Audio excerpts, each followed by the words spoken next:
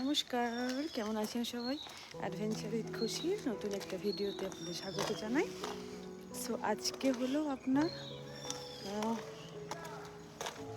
প্রায় 30 মনে পড়ে গেল কেন, মানে আজ হচ্ছে আপনার 14 ফেব্রুয়ারি। আর আমি যাচ্ছি আমার প্রিয়জনের সাথে দেখা করতে। ওয়েট, রোদ আসছে। আমি তো বুঝতেও পারিনি যে এই ভ্যালেন্টাইনটা আমার জন্য এতটা স্পেশাল হয়ে যাবে। ও মাই গড! কোথায় যাচ্ছি সেটা শেয়ার করব। একটা ফুল দারুণ, আসলে মাটিতে হয়েছে বলে খুব সুন্দর হয়েছে। অন্যের গাছ নেওয়া ঠিক নাই। চলুন এখন পাপা করে বরং যাই। আর ওরাও যে দাঁড়িয়ে আছে, এখনো রাখবো কোথায় স্ট্যান্ড করবো। এখন একটা স্ট্যান্ড কিনেছি, এখন কোনখানে দাঁড় করিয়েছি, একজন বাড়ি কিনেছি, দোকান সামনে হচ্ছে বাড়ি। আর এই হলো আমার ড্রেস, এই হলো আমার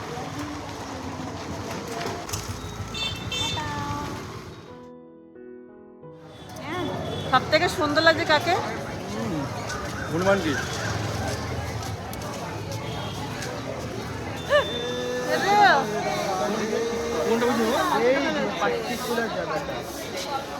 এদিকে দেখো।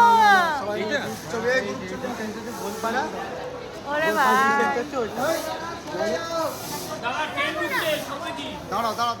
ব্যান্ডেল থেকে যাওয়ার জন্য এখান থেকে অনেকই লোকাল গাড়ি পাওয়া যায়, কিন্তু আমরা তিস্তা তোস্টারটাই নিয়েছিলাম। এই তিস্তা নিলে কী হবে, খুব তাড়াতাড়ি পৌঁছে যাব সন্ধে হওয়ার আগে আগে। লোকাল গাড়ি তো সব স্টেশনেই দাঁড়াবে। আর জানেন তো, তিস্তা চাপা প্রায় বহু বছর আগে ছেড়ে দিয়েছি, আজ থেকে প্রায় 7 বছর আগে। 7 বছর আগে উত্তরবঙ্গে গিয়েছিলাম লাস্ট, যখন একবারে আমাদের এখানে পোস্টিং হয়। দেন আর উত্তরবঙ্গে যাওয়া হয়নি। তো এখন এটা চাপছি আর কি। পুরোনো কথা তো কম বেশি সবাই চেনেন আমার ভিডিওতে। ওদের সাথে আমরা এবারে যাচ্ছি, মানে বেশ মজাদার লাগে। আমাদের দুটো ফ্যামিলির মধ্যে বন্ডিং ঈশ্বরের কৃপায় এখনো পর্যন্ত ঠিকঠাক আছে। চেষ্টা করব ঠিকঠাক রাখার, বাকি তো উপরওয়ালার হাতে।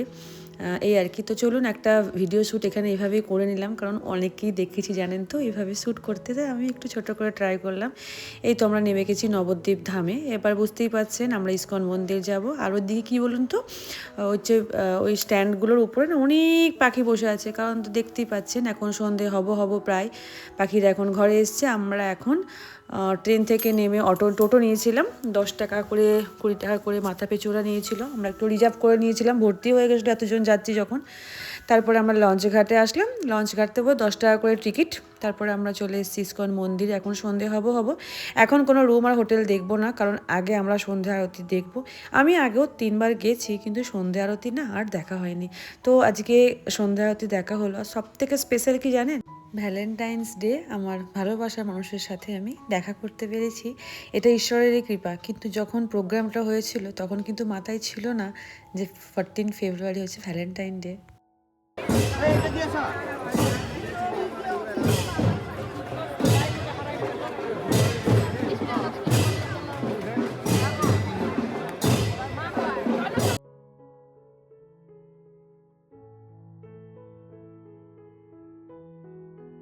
এখানে মাধব আর রাধারানী আছে, সরি রাধারানী আর মাধব আছে, ওনারা কিন্তু ঘুরতে বেরিয়েছে।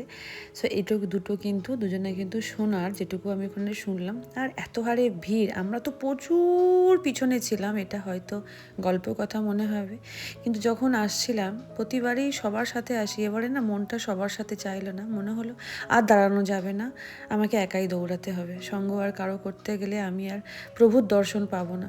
তো বলছি আর দৌড়াচ্ছি যে হে ঈশ্বর, আমি আসলাম, আমি কি তোমার দর্শনটা একটু সামনে থেকে পাবো না? কারণ এই দর্শন আমি কোনোদিন করিনি জানেন তো।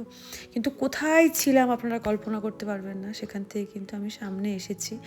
ঈশ্বর আমাকে সামনে নিয়ে এসেছে, দেখার সৌভাগ্য করে দিয়েছে। আর কোনো কিছু না দেখতে পাচ্ছিলাম না জানেন তো। ওনাদেরকে দেখার পর যেন এই ফিলিংস বলে বোঝাবার নয়। আগের ভিডিওটা দেখুন।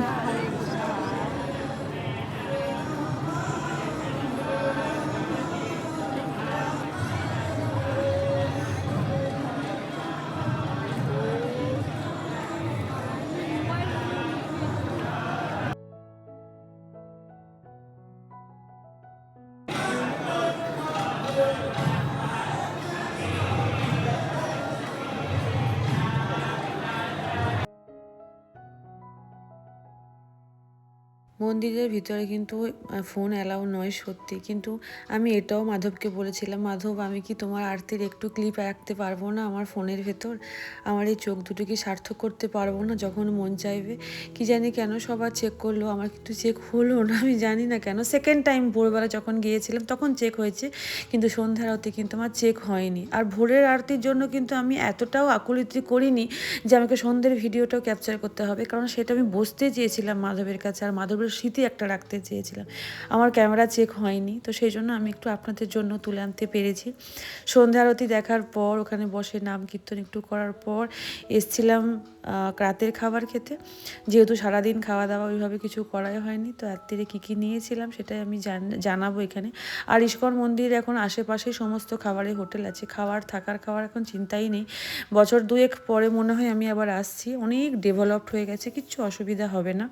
এখানে হচ্ছে ছোটোবাবু আর বড়োবাবু তরকার রুটি নিয়েছিল, আর হচ্ছে আমরা এখানে ভাত, পাঁপড় ভাজা, একটা ছ্যাঁচড়া মতন লাইক কিছু করেছিল, ডাল, নিরামিষই নিয়েছিলাম কারণ পরের দিন ছিল শিবরাত্রি।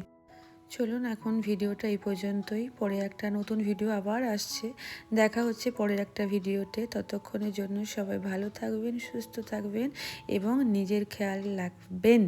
All time smile. জীবনটা খুব সুন্দর, শুধু নিজেকে একটু গুছিয়ে নিতে হবে।